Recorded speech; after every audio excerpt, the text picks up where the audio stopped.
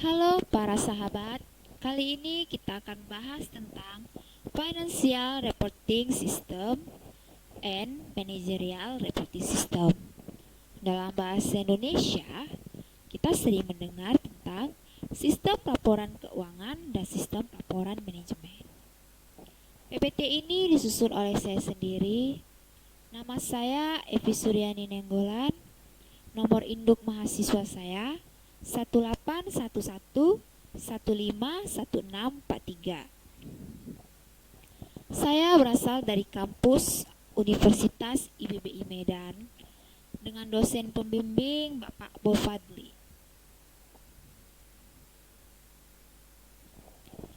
Sebelum kita memahami bagaimana cara membuat sebuah pelaporan keuangan maupun pelaporan manajemen, kita perlu mengetahui apa sih General Ledger System atau GLS atau sistem buku besar umum.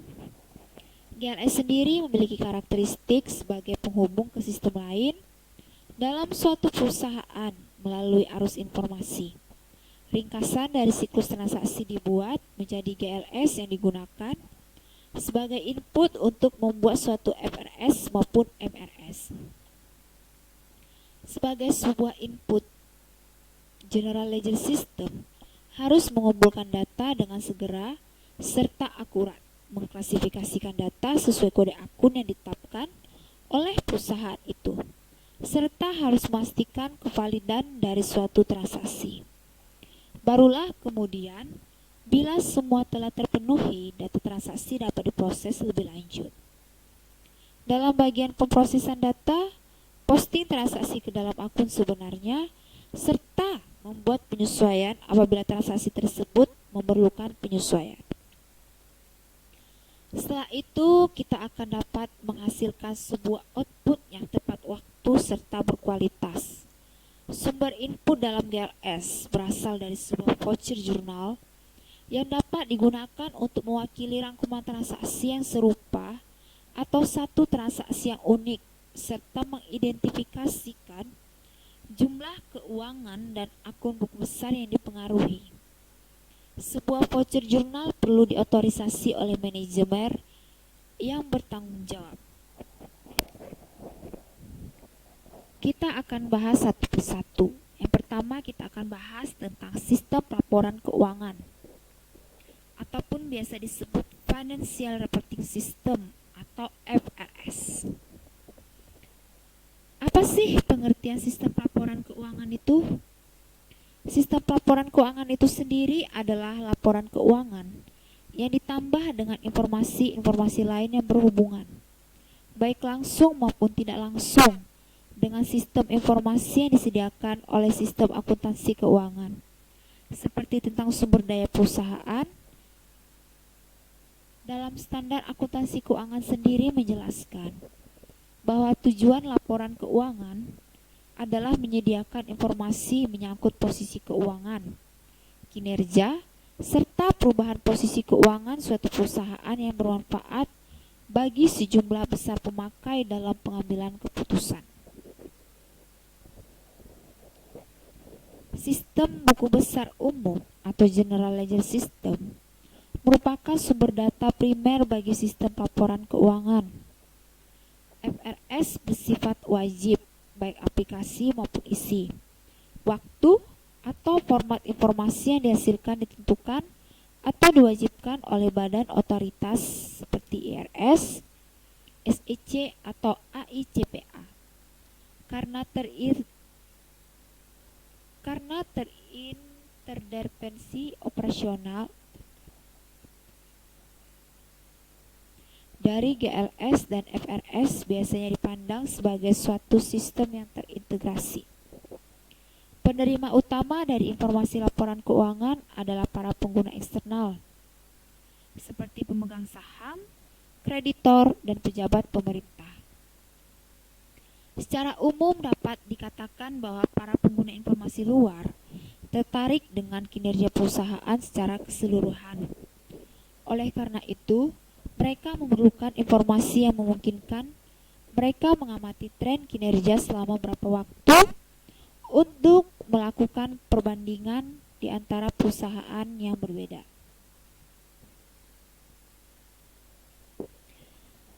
Dalam jurusan akuntansi, kita semua tahu ya, apa saja proses yang ada dalam akuntansi keuangan.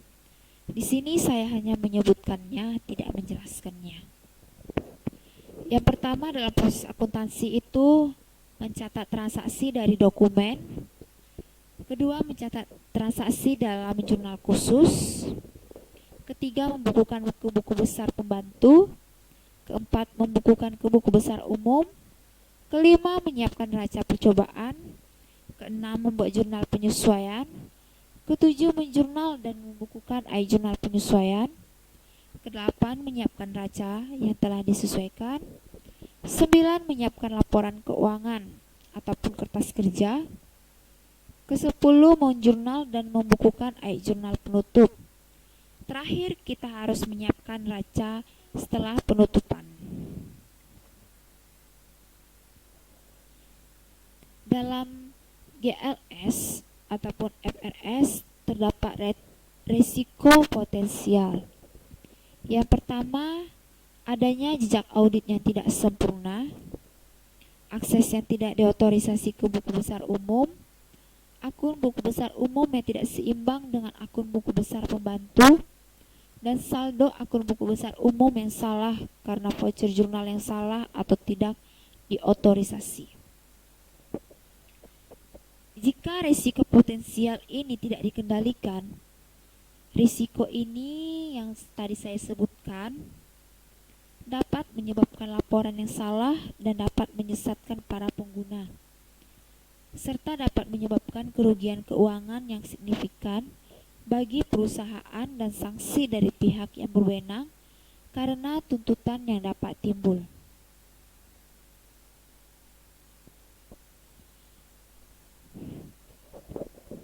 Selanjutnya kita membahas tentang isu pengendalian FRS. Yang pertama ada otorisasi transaksi. Voucher jurnal harus diotorisasi dengan benar oleh manajer yang bertanggung jawab di Departemen Sumber. Kedua, adanya pemisahan tugas, di mana petugas administrasi buku besar tidak boleh memiliki tanggung jawab untuk melakukan pembukuan untuk jurnal khusus atau buku besar pembantu, tidak boleh menyiapkan voucher jurnal, dan tidak boleh bertanggung jawab dalam mengawasi aktiva fisik. Ketiga, dalam isu pengendalian adanya pengendalian akses. Akses yang tidak diautorisasi ke akun-akun buku besar umum dapat menghasilkan kesalahan, penipuan, dan salah penyajian dalam laporan keuangan. Pengendalian akses memiliki dua elemen. Yang pertama ada akses langsung, yaitu dikurangi dengan memastikan bahwa voucher jurnal dibukukan hanya oleh individu yang diautorisasikan. Kedua, adanya akses tidak langsung, yaitu dikurangi dengan pemberian nomor dan pencatatan dokumen-dokumen pada sumbernya. Keempat, ada catatan akuntansi.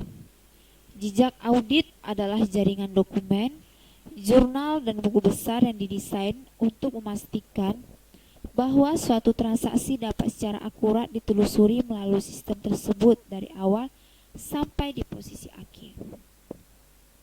Kelima, kita harus memverifikasi independen.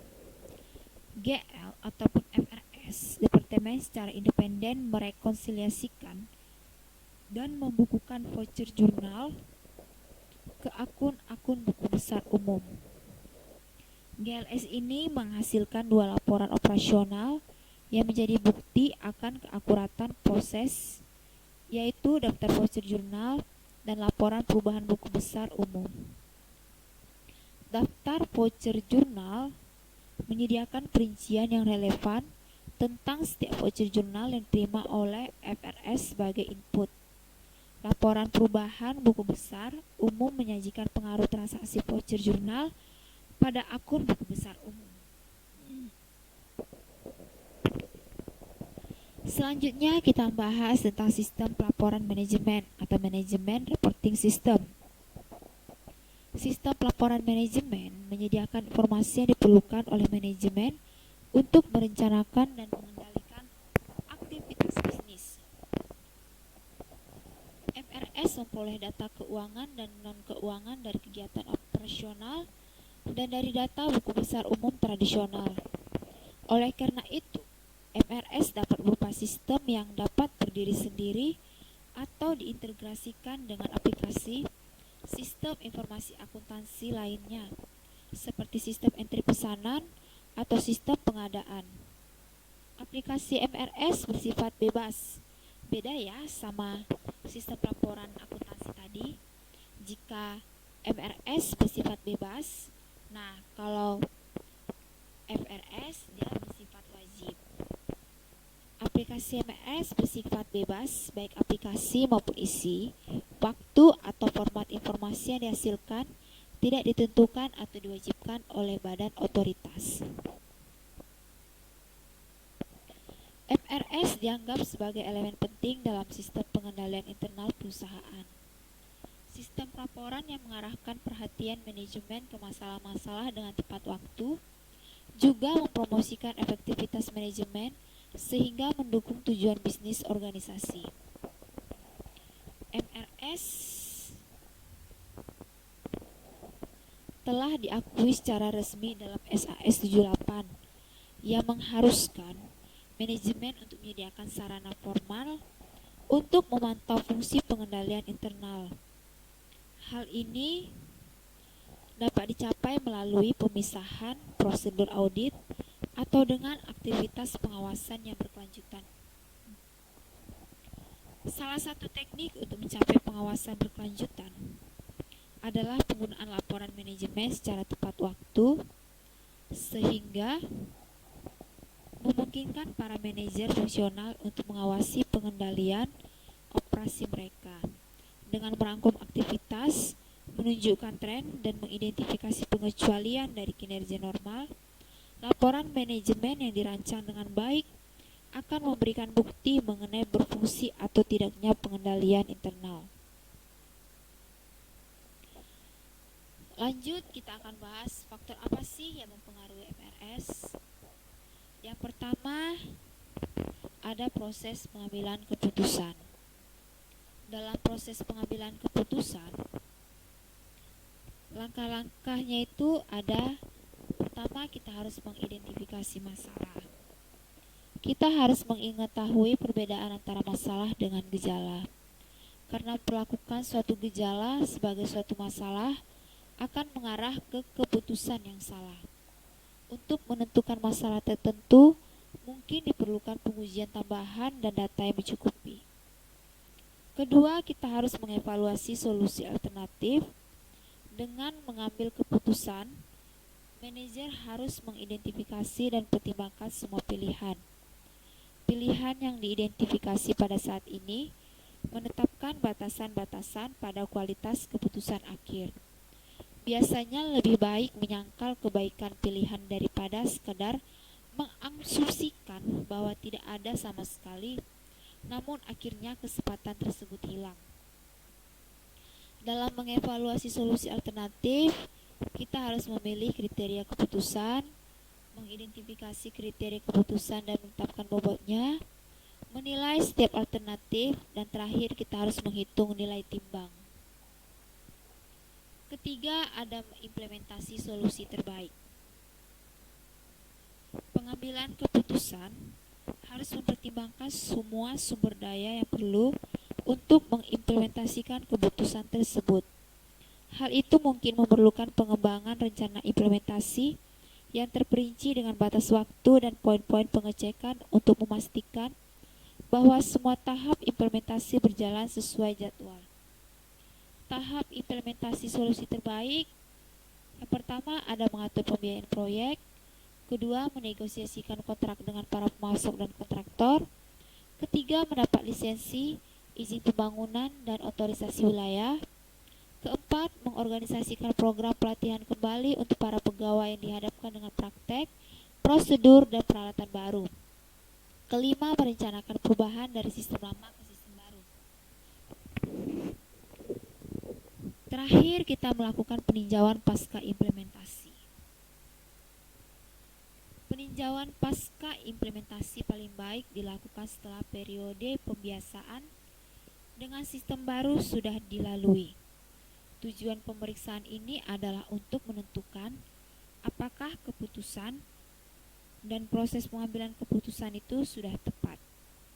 Peninjauan ini memberikan wawasan yang berharga pada keseluruhan identifikasi masalah, kecukupan dan kelengkapan kriteria keputusan, skema pembobotan yang digunakan, ketepatan proses penilaian, dan efektivitas rencana implementasi. Proses pengambilan keputusan yang salah dapat disebabkan oleh kurangnya kualitas, kuantitas, atau sifat informasi yang disediakan oleh sistem. Lanjut kita bahas tentang prinsip-prinsip dalam manajemen. Yang pertama ada formalisasi pekerjaan. Prinsip formalisasi pekerjaan menyatakan bahwa pihak manajemen harus menstruktur perusahaan di sekitar pekerjaan yang dilakukannya. Tujuan formalisasi pekerjaan adalah untuk menghindari suatu struktur organisasi di mana kinerja, kemampuan, dan eksistensi berkelanjutan perusahaan bergantung pada individu tertentu. Kedua, tanggung jawab dan wewenang. Jika seorang manajer mendelegasikan tanggung jawab ke bawahannya, ia harus juga memberikan wewenang kepada bawahannya untuk mengambil keputusan dalam batas-batas tanggung jawab itu. Ketiga, jangkauan pengendalian. Suatu perusahaan dengan jangkauan pengendalian sempit memiliki bawahan yang lebih sedikit yang melapor ke pihak manajemen. Perusahaan ini cenderung memiliki struktur yang tinggi, sempit, dengan beberapa lapisan manajemen. Perusahaan dengan jangkauan pengendalian lebih luas cenderung memiliki struktur yang lebar dengan lebih sedikit lapisan manajemen. Keempat, manajemen dengan pengecualian. Prinsip manajemen dengan pengecualian menunjukkan bahwa para manajer harus membatasi perhatian mereka pada wilayah-wilayah yang berpotensi bermasalah daripada terlibat dalam setiap aktivitas atau keputusan. Jenis laporan manajemen. Laporan manajemen dapat berupa dokumen kertas atau gambar elektronik yang disajikan di terminal komputer yang dapat berisi informasi verbal, numerik, atau grafis, atau kombinasinya. Ada dua tujuan laporan umum dalam laporan manajemen. Yang pertama, mengurangi tingkat ketidakpastian yang berkaitan dengan suatu masalah yang dihadapi pengambil keputusan. Kedua, mempengaruhi perilaku pengambil keputusan dengan cara yang positif.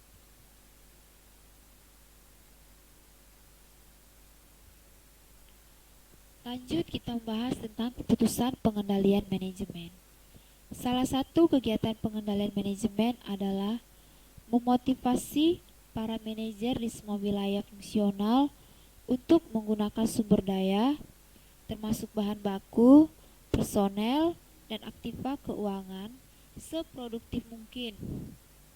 Ketidakpastian melingkupi pengendalian manajemen karena sulit untuk memisahkan kinerja manajer dari unit operasionalnya.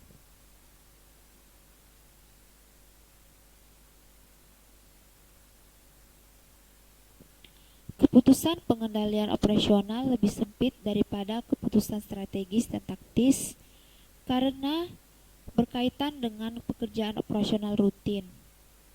Gejala yang diidentifikasikan merupakan indikator yang bagus terhadap akar masalah dan tindakan-tindakan perbaikan cenderung lebih jelas.